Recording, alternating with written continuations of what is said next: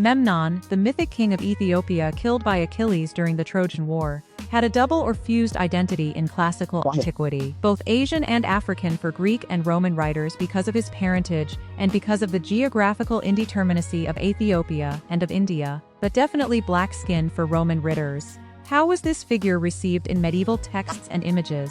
This paper tracks Memnon through 3 textual genres from the 12th to the 15th century: commentaries on Ovid, catalogues of famous men, histories of the Trojan War, and charts the ways in which his classical identity was overlaid and transformed by pro-Trojan sentiment, chivalric heroization, and Christians' sacrificial thinking. Fascinating and obscure is how one recent writer has characterized the archaic hero Memnon.1 A, king of Ethiopia who came to the aid of the besieged Trojans and was killed by Achilles. Memnon is obscure because his action in the Trojan War falls between the events of the Iliad and those of the Odyssey, which record him only briefly and in passing. Remembered as the handsomest of men, the son of the goddess Aurora and the killer of Antiochus, king of the Black Ethiopians, for Hesiod, Theogony 985, Memnon would have featured prominently in the Greek epic that bore his toponym, the Aithiopia, but which is lost and survives only in summaries.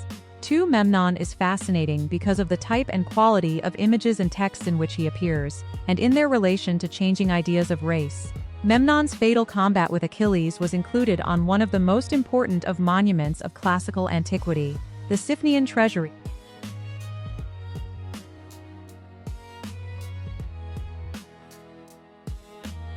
Memnon, le roi mythique d'Éthiopie tué par Achilles durant la guerre de Troie, possédait une identité double ou fusionnée dans l'Antiquité classique.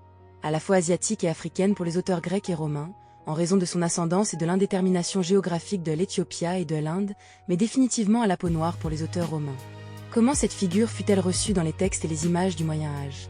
Cet article suit la trace de Memnon à travers 3 genres textuels, du XIIIe au XVe siècle, les commentaires sur Ovid, les catalogues des hommes illustres et les récits de la guerre de Troie, et examine la manière dont son identité classique fut recouverte et transformée par la sympathie envers les Troyens, l'héroïsation chevaleresque et la pensée chrétienne du sacrifice.